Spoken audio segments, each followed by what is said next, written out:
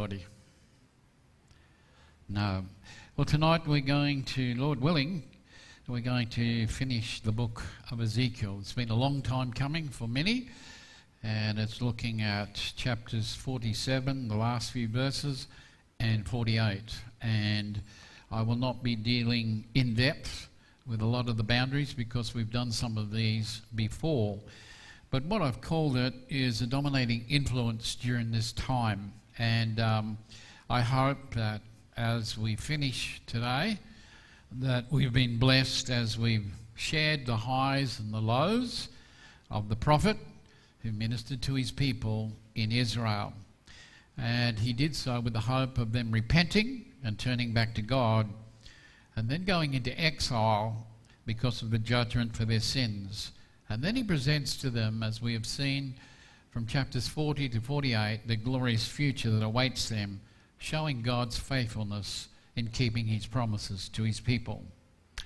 And while this is a fantastic book, and it might have been doom and gloom for the first 30 odd chapters or more, there was a reason behind it.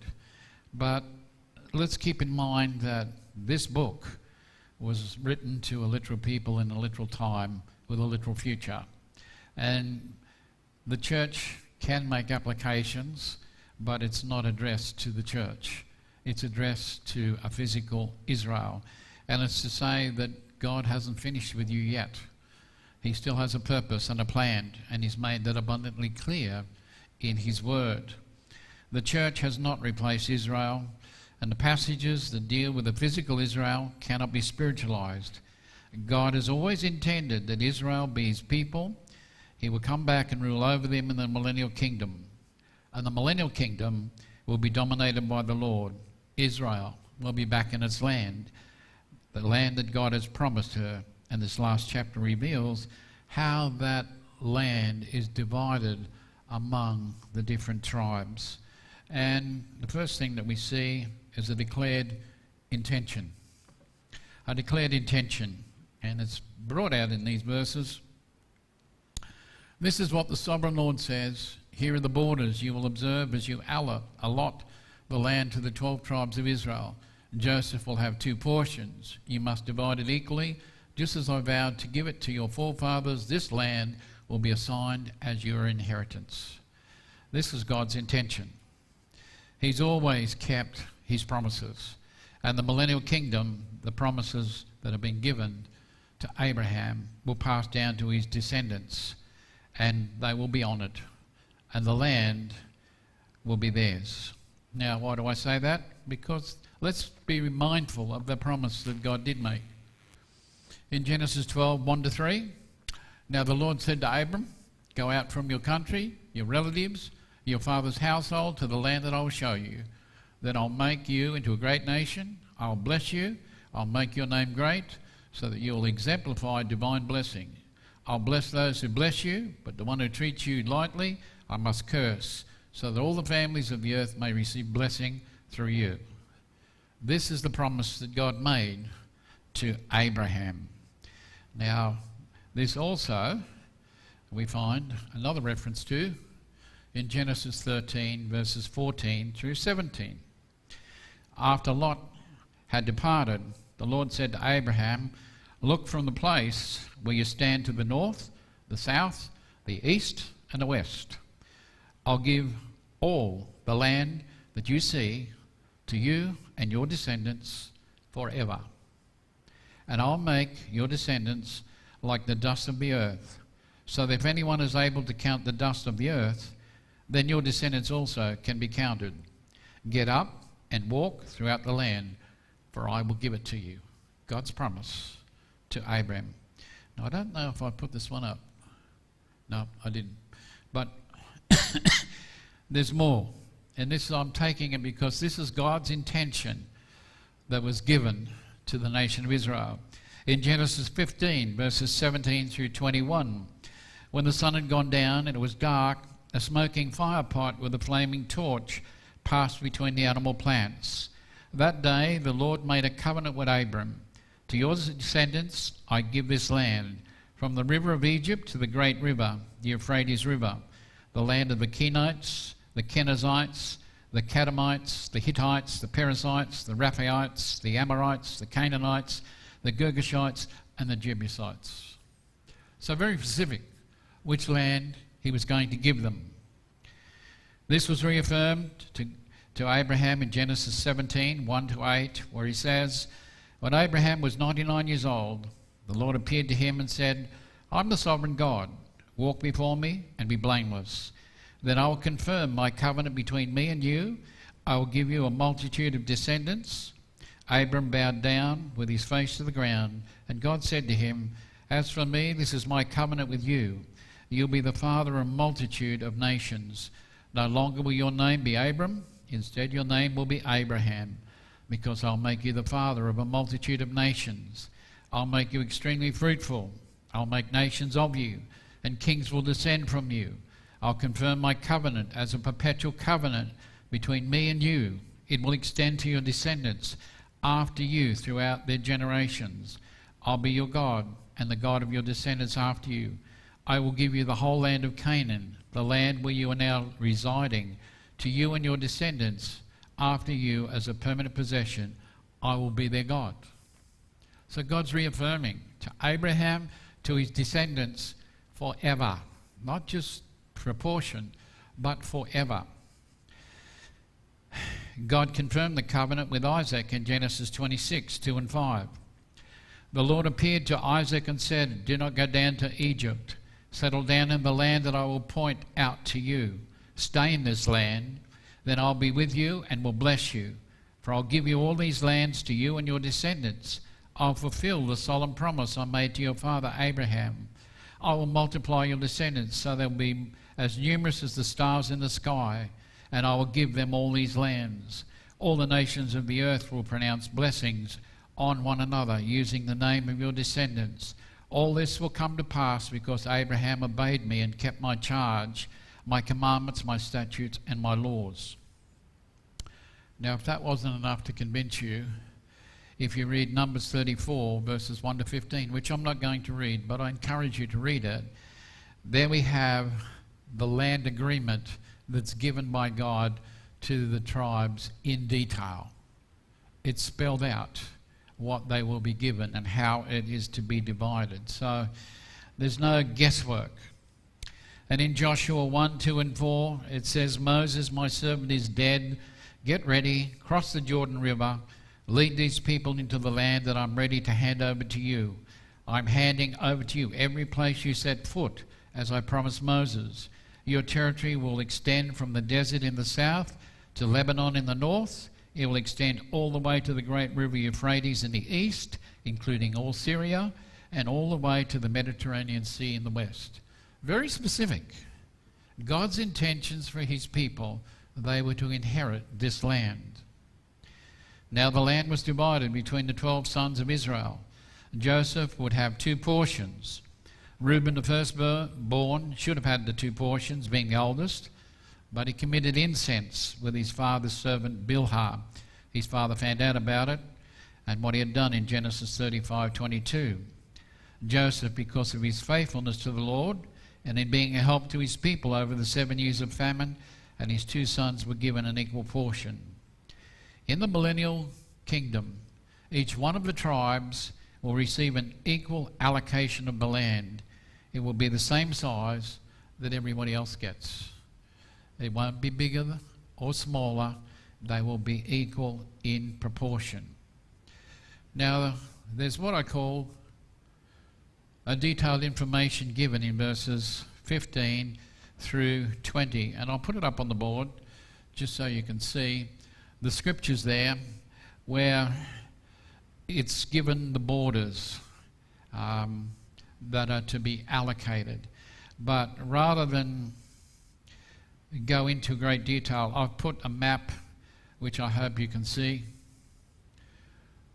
This is the map here in Canaan. Originally, in the time of Joshua, you can see how it was spread out and given to the 12 tribes. You have Manasseh, you have Gad, you have Reuben, you have Judah, Simeon, Ephraim, Manasseh. They're all there and it's spelled out. This was how it was allocated in Joshua's time. Over here, in chapters 48, you have the 12 tribes, and you have the allocation here, starting with Dan, Asher, Naphtali, Manasseh, Ephraim, Reuben, and Judah.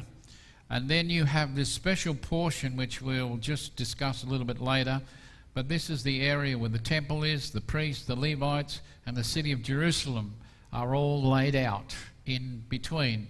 Then you have Benjamin, Simeon, Issachar, Zebulon, and Gad, all in their proportions. You'll notice in the millennial period, Gad is down the bottom. Up here, you'll notice he's here. So that changes slightly. But the 12 tribes are listed there. And we're given the detailed information about the specific borders of the Messianic kingdom in the land of Israel, which an ultimate fulfillment of the promise that God made to Abraham. Now you'll see the north, the south, the east and the western borders are approximations only. Now I say they're approximations because in the Great Tribulation period or time of Jacob's trouble, the whole geography of the world will change. The landscapes will be changing. And I say that because the Temple Mount will be the highest mountain in the world, which today it's not. But it just shows you the dramatic changes that will take place. And so they're approximate only. We don't know what the final place or these boundaries will look like in Israel, but we've got an idea, roughly speaking, about what they be. So they're rough estimates that coincide with the boundaries given by God to Abraham. We then move to what I call a demanded instruction in verses 21 through 23. And this is sort of stuck away there a little bit, and it says this: "This is how you'll divide the land for yourselves among the tribes of Israel. You must allot it as an inheritance among yourselves, and for the resident foreigners who live among you, who have fathered sons among you. You must treat them as native born among the people of Israel. They'll be allotted inheritance with you among the tribes of Israel. In whatever tribe the resident foreigner lives, there you will give him his inheritance, declares the sovereign Lord." So here's an interesting little piece that's stuck away. Now, we see the 12 tribes receiving an equal portion of land during the millennial, even though the geographic locations will have changed a little bit, and the Mediterranean Sea is likely to have a different boundary than it does now. But the land will be allocated by lot. Now, as I said before, it's interesting by lot. You think it's a lottery, but it's not. God already knows who's going to get what and where. But it means that if I knew beforehand that I'm of the tribe of Judah, I'm living today, and this is talking about my future, I know that I'm going to get a certain boundary up here, and it's mine. Whereas by lot, you're not sure what you're going to get. The Lord will determine where your boundary will be. So it's not a lottery. It is definitely allocated by the Lord. But there's an instruction that is given which provides for resident aliens who will be given property if they have children during this time. They'll be able to pass it on as an inheritance to their own children. Now this is something that never ever happened under the law of Moses. A foreigner was not allowed to inherit the land. But here in the millennial, if let's just say there's an Australian who marries an Israeli girl and they set up and they're in, let's say, the tribe of Simeon and they have children, then they're allowed to have an allocation of land to them as part of the inheritance because they've got children that were born in that time. So God has made provision for foreigners during this time as well. There's also a distributed inheritance in 48, verses 1 to 7. And you'll see this. Oops, no, you won't. In verses 1 to 7, you'll see the names. These are the names of the tribes from the northern end beside the road of Hethlon to Lebo Hamath, as far as Hazar Enan, which is on the border of Damascus, towards the north, beside Hamath. Extending from the east side to the west, Dan will have one portion. Next to the border of Dan, from the east side to the west side, Asher will have another. And so it goes on. Now, what I see is interesting here is this is a division of the land under Joshua. And you can see it very clearly laid out here where the tribes were. Now here you have under the millennial Dan, Asher, Naphtali, all the way down to Gad. And it's a detailed or a distributed inheritance. These tribes will receive an inheritance.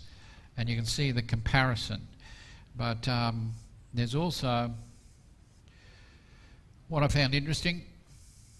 You'll see where here the holy place is. Here you've got tribes this way, and you've got tribes that way, and you've got the holy place. And it's interesting when you look at it. Remember the tabernacle in the wilderness? Could they just park their tents anywhere they wanted? No, it was specifically allocated which tribes would be where and when. And you'll notice here on the north side, which is what we saw in that previous diagram, you have Dan, Asher, Naphtali. And then over on the south, Reuben, Simeon, and Gad down the bottom. Then we have the west side here, Benjamin, Manasseh, and Ephraim. And here we have to the east, Zebulun, Issachar, and Judah. And right here is what? The tabernacle. And around them, the priests. You see how the pattern is all there? But if you look very closely, what do you see? This way and that way. A cross. Coincidence, right? No. But people would tell you it's a coincidence. God has a purpose. The tribes didn't decide, oh, I think we'll set up our camp here and you can set up your camp there. They were allocated where they would fit around the tabernacle. And in the millennial kingdom, they're given their allocation where they will fit as well. We then move on to what I call a donated item. I don't think I'll put that up. I'll leave that up there for you in a minute. But it says, next to the border of Judah, from the east side to the west, will be the allotment you must set apart. It is 8¼ miles wide, the same length as one of the tribal portions. From the east side to the west side, the sanctuary will be in the middle of it. The allocated you set apart to the Lord will be 8¼ miles in length, 3 1/3 miles in width. These will be allocations for the holy portion, for the priests toward the north, 8¼ miles in length.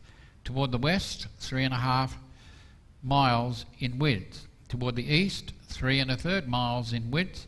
And to the south, 8¼ miles in length. The sanctuary of the Lord will be in the middle. This will be for the priests who were set apart from the descendants of Zadok, who kept my charge, did not go astray when the people of Israel strayed off, as the Levites did. It will be their portion from the allotment of the land, a most holy place next to the border of the Levites. Alongside the border of the priests, the Levites will have an allotment 8¼ miles in length, 3 1/3 miles in width. The whole length will be 8¼ miles, and the width 3 1/3 miles. They must not sell or exchange any of it. They must not transfer this choice portion of land, for it is set apart to the Lord. Now, on that diagram that you see in front of you, this is the temple. This is for the priests. This is for the city. This is for the crops that are grown around the city. This is this holy portion this holy place that's set aside. So in that, you have the temple, you have the positions where the Levi or the priest minister, and then you have the city of the new city of Jerusalem, and you have the areas round about it where it talks about the acreage to be able to grow their own vegetables and fruit for the city. Now up here, you'll see in the land distribution, you'll see the tribes of Dan, Asher, Naphtali, Manasseh, Ephraim, Reuben and Judah. Then you will have this portion here, which is the holy place, and there's a part for the prince, which we'll discuss in a moment. You have Benjamin, Simeon, Issachar, Zebulun and Gad. And this just breaks it up a little bit. The priests, the temple, and then you have Jerusalem, and then you have these areas for the growth of fruit and vegetables for the city. So this holy portion is important. It's a choice bit. It's where the priests, who are the Lord's inheritance, will have. They can't sell it or do anything with it. It is special, but it's been set aside for the priests and for the Lord. It's also been set apart for the holy city of Jerusalem, which says that the city of Jerusalem that we have now is not the place where this new city of Jerusalem will be. This is entirely new. It's different. Then it has what I call a designated integration that takes place. And I don't think I've put, yes it is. In verses 15 through 20, you can read the widths and lengths of all the land that is allocated there to this point. There's another one that shows it in a little bit more detail here. The Millennial Mountain, remembering the temple, the holy temple and everything's on a mountain, but you've got the temple, square mile. You have where Levi and the sons of Zadok are all living. And then you have, this is the New Jerusalem here that shows it in relationship to the holy portion. But you've got the farming acreage here and the farming acreage there. Someone's estimated it's about 20 miles this way and 20 miles that way. And the city of Jerusalem, where the Lord will be, is 10 square miles each way. So it's squared. But that's just to give you an idea of this designated portion. It's set aside. It has a purpose. The tribes are in this part and they're in the bottom part. Now, there's what I call a determination that's issued in verses 21 and 22. And I'll read that while you have a look at what's on the board.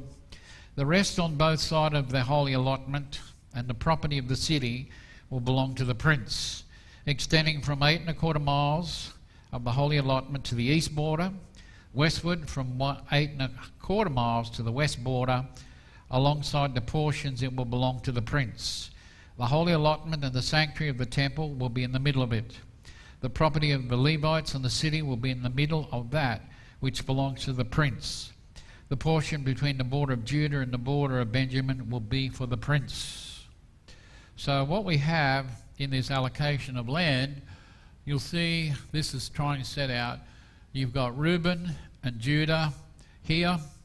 You've got the prince. Here is the holy allotment, or what we've just referred to.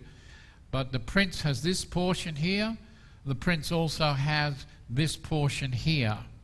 And in the middle, you have the city of Jerusalem, you have the holy temple, you have the priests where they stay. But on the other side, it is an allotment for the prince. Then you have the other Benjamin on this side, you have Issachar and Zebulun and Simeon, etc. So right in the middle is the temple. But around the edges and the side, this prince who will be the administration or administrator of the times will also be allocated a portion of land as well. Have I confused you yet?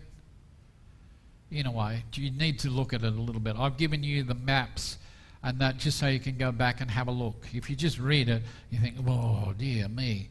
Have a look at some of the maps as you read it. Then there's a divided inheritance that I've called in verses 23 to 29. And it talks about the tribes from the east side to the west side, starting with Benjamin, and it goes right through. And you will see what I'm talking about here. You've got Dan, Asher, Naphtali, Manasseh, Ephraim, you've got Reuben, Judah. They were the 7 up north, if you like. And then you've got the holy portion, which we talked about. And the passage that we've just dealt with talks about the tribes that are left: Benjamin, Simeon, Issachar, Zebulun, and Gad. They'll be down the bottom part. So it's divided 7, and then you've got 5 down below. That's how it's allocated. Now, the next is a desired imposition. Or maybe I did put it. No, I didn't put it. But a desired imposition in verses 30 to 35, it says this: these are the exits of the city. On the north side, 1.5 miles by measure, the gates of the city will be named for the tribes of Israel. There'll be 3 gates to the north, 1 gate for Reuben, 1 gate for Judah, 1 gate for Levi. On the east side, 1.5 miles in length, there'll be 3 gates, 1 gate for Joseph, 1 for Benjamin, 1 gate for Dan. On the south side, 1.5 miles by measure, there'll be 3 gates, 1 gate for Simeon, 1 gate for Issachar, 1 gate for Zebulun. On the west side, 1.5 miles in length, there'll be 3 gates, 1 gate for Gad, 1 for Asher, 1 for Naphtali. The circumference of the city will be 6 miles. The name of that city from that day forward will be, the Lord is here. Did you get all that? No, you didn't. Let me put it up. This is a map that someone has drawn so that you can have a look and see the different gates that are there. And on the north side, you will see 3 gates, 1 for Reuben, 1 for Judah, and also 1 for Levi. So up here you've got north. Then you have them set here on the east and the west, and then you've got the south here. Specifically arranged, identical. How many were there? 12. All exactly the same size, but specifically arranged in order so that you might know what they are. Now, it's interesting that in this passage, Ezekiel doesn't name this new city, but we know it and we call it Jerusalem. But it's called that the name of the city will be the Lord is there, or Jehovah Shammah. The Lord is there. That's how the Jewish people will name it or look at it. The Lord is here. He's among his people. But Zechariah 14:8 says, in that day, living waters will flow out of Jerusalem, half of them toward the eastern sea, the other half toward the western sea. It will be in summer as well as in winter. Now the city overall will be 1.5 miles on each side of its 4 sides. And each side has 3 gates for a total of 12. Each gate is named after a tribe. So you've got 12 of them, if you like, are memorialized. There's 1 for each tribe. Now, does this ring a bell for anybody?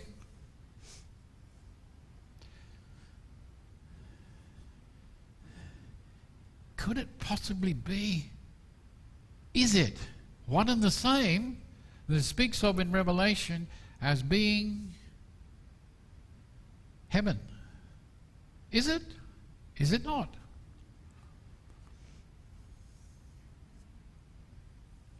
Are you confused? They all have 12. They're all named after these men. So is it possible that I've got it wrong all this time, that it's speaking about heaven? Heaven forbid. You see, They have similarities. The design is like the one for the New Jerusalem, in which the city is not a square, but it's a cube. It's exactly 1,000 times larger than what's here in the time of the millennial. So there's a big difference. It too has 12 entrances named after the tribes. So the design of the kingdom city suggests that age, just as the present city suggests the kingdom age. Then we have the name of that city will also be the Lord is there, which is Jehovah Shammah. Interestingly, the phrase is the Lord is there, not here, as most of the world will not be in that city. Therefore, when the world speaks of Jerusalem, they will say the Lord is there. So, big difference. Here again, it will be a testimony to the unbelieving world that their God resides in a certain city on earth. May I say, a literal city on earth. And it will be known as the Lord is there. Where is the Lord Jesus Christ? He's there. Nevertheless, the people of Israel will be there, will be blessed by their close relationship with the God who called them and preserved them and blessed them for this future time. And just as I close, this same thing I want you to see in Ezekiel's New Jerusalem, how they were placed. Here you have the north, which we've said, Judah, Levi, and Reuben. They were the sons of Leah. Then we have Joseph and Benjamin. They were the sons of Rachel. Then we have Gad and Asher. They were the sons of Zilpah. Then we have the sons of Bilpah here, Naphtali, Zebulun. Oh, we just have Naphtali as the son of Bilpah on this side. And then to the south, we have Zebulun, Simeon, and Issachar, the sons of Leah. Now, does that say anything?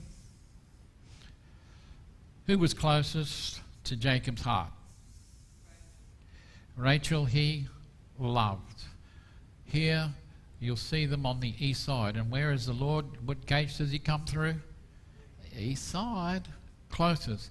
And those sons of Leah who were further away, you'll see are also in that chart there showing they're further away from the centre. Doesn't mean they're loved any less. It doesn't mean they get any less. But it's showing you there's certain allocations that are set in place for each tribe. But I don't think they'll be worried about it at the time. They'll just be happy that the Lord is in their midst. And that, dear people, we have finished the book of Ezekiel. After how many years? Are you bored? You want me to start again? The interesting part is I still have my notes, but some of it's on the internet. But I would challenge you to do it. And I haven't forgotten the questions that were asked of me. Well, this is all good and well. We know that God has a purpose. We know that God has a plan for Israel. But Pastor, please tell me, what on earth are we doing during this time? Are you interested to know? Will you be playing your harp and flying around? Would you have a fishing line over in the creek and pulling it up? What will you be doing? What will I be doing? Truly, what will we be doing? You don't know. Would you like to know? Well, we'll try and find out for you. But what I hope to do is be able to show you where the church is, what it will be doing, and what is happening to us at this particular time. It's always fascinating to find out. But God has a purpose and plan for us as well. And we are not idle, and we're not just playing our harps or fiddling at this time. Unfortunately, you're not going to get that type of rest. But we do have work to do. We will be working. We'll not be bludging. We'll be working, It won't be a holiday, but we'll be living forever. But we have a purpose and plan. So stay tuned, and hopefully I can convince you we are doing something during that time. You don't get smoker. You won't need it. Or maybe you will.